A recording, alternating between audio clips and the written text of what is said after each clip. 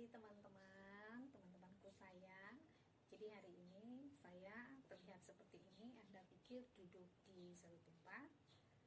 Sebenarnya tidak. Saya ada di tempat tinggal saya dan biasanya saya memang mengambil waktu untuk berjemur.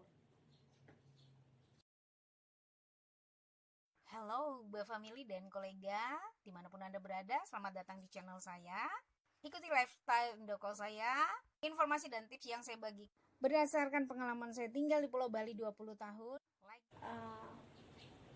Topik tentang ses.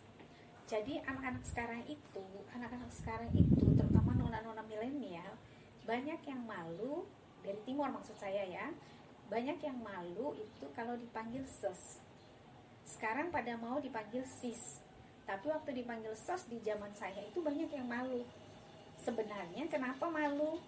Nah, sekarang saya mau jelaskan kenapa Anda harus malu. Karena sebenarnya penggunaan ses dan bu di Timor, terutama di Kupang itu sebenarnya asal katanya dari bahasa Belanda ya. Tetapi pengucapannya itu sudah mulai berbeda. Sama seperti ketika Anda bicara tentang guys di zaman sekarang itu, guys itu hi guys, tapi penulisannya sekarang itu menjadi guys.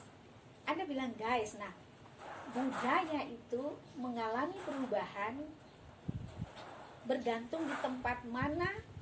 Budaya bahasa maksud saya ya, buat budaya bahasa itu dia berubah, dia mengalami perubahan berdasarkan karakteristik satu daerah. Jadi ketika kata guys itu di Indonesia karena dilafalkan oleh orang Indonesia menjadi guys,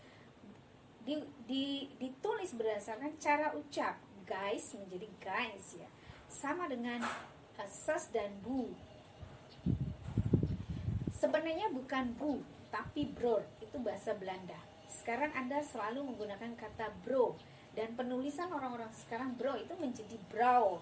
Belakangnya tuh dikasih W, W. Padahal sebenarnya kalau bro aja itu sudah pas, itu singkatan dari brother. Saya menggunakan kata bro ini dulu saya kenal pertama kali ketika saya mulai sering main internet dan saya gabung di komunikasi internasional. Biasa ada chatroom zaman dulu. Itu sudah digunakan di sana sebelum saya mendengar Choky Sitohang bicara dan memperkenalkan tentang bro. Jadi kata bro ini menjadi famous, ini menjadi masyarakat di Indonesia itu ketika Choky Sitohang itu sering tampil dengan kata bro, sis. Nah, Anda kenapa harus malu? Sebenarnya kita orang NTT itu ya, orang Kupang itu jangan malu kalau dipanggil ses atau bu. Cuma mungkin kata ses menjadi Susi. Kalau saya biasa manggil teman saya itu ses Nike, ses Helda, itu jangan dibikin Susi. Nah, karena sudah level orang di Kupang, orang di Timur menjadi Susi, mungkin itu yang menjadi beberapa kalangan Anda menjadi malu ketika dipanggil Susi. Mungkin sedikit saya ingin meluruskan ya, saya bagi informasi apakah benar atau tidak. Mungkin ada ahli bahasa dari NTT yang lebih tahu. Tapi saya selama saya mempelajari itu ses itu dan bu itu sebenarnya ses dan bu itu bahasa Belanda ses, bahasa Inggrisnya sister. Kalau bu itu dari bror. Orang Ambon masih menggunakan bror, jadi melafal dengan mengucapkan dengan pronunciation-nya jelas bror. Tapi kalau orang NTT itu disingkat jadi bu. Orang Kupang terutama ya, jadi bu. Ngomong-ngomong harusnya bror ya. Jadi kalau Anda mau panggil saudara Anda bro atau bro, saya biasa panggil kakak saya itu bang atau bro atau bu. Kenapa kami panggil bang bukan bro? Karena ketika kami berada di Timor Leste dulu, rata-rata teman kami itu banyak orang Medan. Jadi banyak orang Medan. Jadi dari kecil kami bertumbuh bersama orang-orang teman-teman yang dari Sumatera, jadi dan Jakarta, jadi kami manggilnya bang. Sekarang juga saya sering memanggil dia bro. Ngomong-ngomong kenapa saya pegang ini, saya kan lagi berjemur nih di bawah sinar matahari, belum nampak juga, belum terlalu kencang sinar mataharinya, jadi saya harus melindungi kulit saya. Tadi di awal video saya kan sudah saya perlihatkan saya sedikit membalur sunblock ke kulit saya, dan juga kenapa saya pakai topi. Satu, hobi. Dua, melindungi saya, kepala saya, muka saya dari matahari. Dan juga yang ketiga, buat fashion. Itu sudah bawaan orok ya. Saya memang suka pakai topi. Nah, yang berikut lagi. Jadi saya minta anak-anak dari timur, NTT terutama dari Kupang, itu kalian jangan malu kalau dipanggil Sis. Kalian mulai kok sudah bisa membudayakan bahasa itu menjadi bahasa yang menjadi kembali digunakan di kalangan pergaulan teman-teman. Jadi Pu dan Susi sebenarnya bro dan sis ya.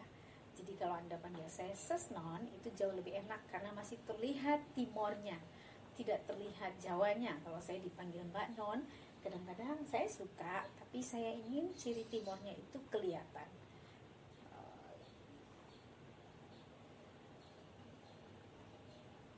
Apalagi ya?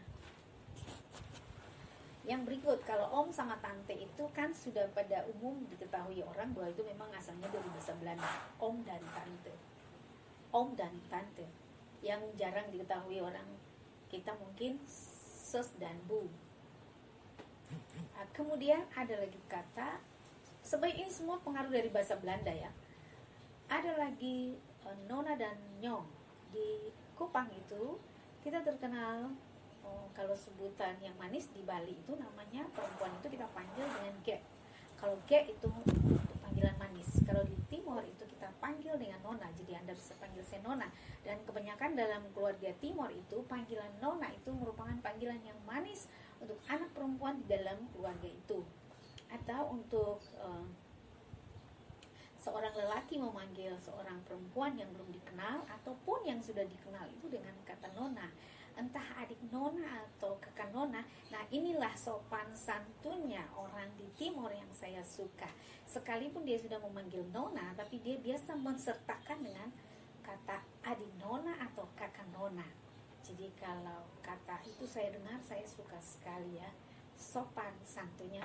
Kemudian nyong, sebenarnya itu kalau kita lihat, kenapa saya banyak bicara masalah ini, karena yang saya itu dulu ketika beliau masih ada, beliau menggunakan beberapa kata yang dari kosakata bahasa Inggris. Saya pikir orang-orang tua ini yang dari zaman Belanda ini, mereka masih menggunakan beberapa kosakata, vocabulary mereka itu masih bahasa-bahasa asing yang sudah mengindonesia atau memang yang ada dikenal di masyarakat kota Kupang ya, atau Timor ya. Dan kenapa bahasa ini masih bertahan? Kenapa bahasa ini masih bertahan? Ya karena mungkin kondisi geografis. NTT itu terutama kota Kupang itu dia jauh dari saat itu untuk menjangkau kota Kupang itu membutuhkan transportasi yang tidak murah, mahal. Jadi pengaruh dari Pulau Jawa atau Sumatera dan lain-lain itu masih belum begitu kuat ke sana. Sekarang ini memang saya lihat pengaruh itu terutama pengaruh untuk budaya seperti budaya angkringan gitu loh. Jadi orang-orang NTT itu mulai punya budaya yang mengenal budaya-budaya yang seperti itu. Dan mungkin panggil Mbak atau Mas itu mungkin sudah mulai banyak dilakukan di sana. Tapi yang jelas pengaruh itu tidak begitu kuat, masih belum begitu kuat. Karena mungkin saya bicara ini bukan di masa ini, tetapi di masa ketika saya masih berada di Timor pada sekitar tahun 90-an. Ya, karena saya kuliah di sana, tapi kami tinggalnya di Timor Leste.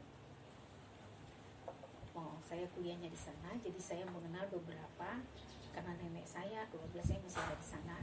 Setelah kami pun pindah dari Timor Leste dan pindah ke Kupang, orang tua saya dan saya sudah di Bali 22 tahun. Beberapa yang saya rekam perubahan budaya dan budaya yang ada di sana dan perubahan budaya sekarang itu, dan itu yang ingin saya bagikan untuk Anda. Kalau nenek saya bicara tentang orang tua zaman dulu masih menggunakan kata plane itu pesawat ya. Kalau dia mau kasih tahu saya mengenai alamat seseorang, dia bilang address-nya ada di sana. Dia tidak menggunakan alamat. Jadi sampai di nenek saya itu masih beberapa kosakata itu masih dia pegang. Dan saya teringat ketika saya masih berada di Timor, ketika saya kuliah, saya pernah gereja, dan di dalam gereja itu saya duduk di samping, itu gereja Weba ya. Saya duduk di samping dua oma-oma yang ketika saya mendengar mereka berbicara, saya tidak mengerti bahasa apa yang mereka pakai. Tapi lama-kelamaan saya bisa dengar bahasa itu. Oh, ternyata mereka dua sedang bercakap-cakap dalam bahasa Belanda. Anda pikir bahasa Belanda banyak sekali digunakan di dalam kosakata bahasa yang digunakan orang-orang di Kupang, orang NTT terutama di Kupang, Timor. Tetapi Anda tidak tahu bahwa itu bahasa Belanda, akarnya dari bahasa Belanda. 4 diantaranya yang sudah saya sebut, om, tante, sebutan ya, atau panggilan, ses dan bro. Nanti saya akan bagikan lagi beberapa bahasa yang sudah saya pegang, yang kita biasa gunakan sehari-hari sebenarnya, seperti sondel dan sondel ya. Saya mengingat kata sondel ini membuat saya dibully oleh teman-teman sekolah saya ketika saya berada di Timor Leste. Anak-anak yang membuli saya itu dari Manado, teman sekolah masih SMP apa SMA ya. Mereka selalu membuli kami dengan sonde mandi, karena waktu itu mereka belum tahu bahwa bahasa yang digunakan, bahasa sondel ini adalah kosakata akar-katanya itu dari bahasa Belanda, sonder. Anda bisa cek ke kamus. Dan mengapa hanya ada di Kupang yang menggunakan bahasa itu? Ini yang saya tadi katakan bahwa pengaruh jarak geografis itu bisa mempengaruhi sehingga perubahan budaya itu cukup lama agak mengalami perubahan itu agak lama. Jadi tidak cepat seperti perubahan budaya seperti sekarang. Sekarang itu menjadi cepat karena perubahan informasi dan teknologi. Jadi Anda bisa melihat perubahan itu begitu cepat, dan transportasi maksud saya, infrastruktur itu begitu kuat. Transportasi itu sudah lancar dan infrastrukturnya bagus. Jalan pertukaran budaya itu terjadi karena ada akses yang gampang, yang mudah dilakukan. Saya sedikit belepotan ngomongnya, maaf, karena saya ada di luar, duduk di depan kamar saya berjemur matahari, dan tetangga masih ada yang tidur.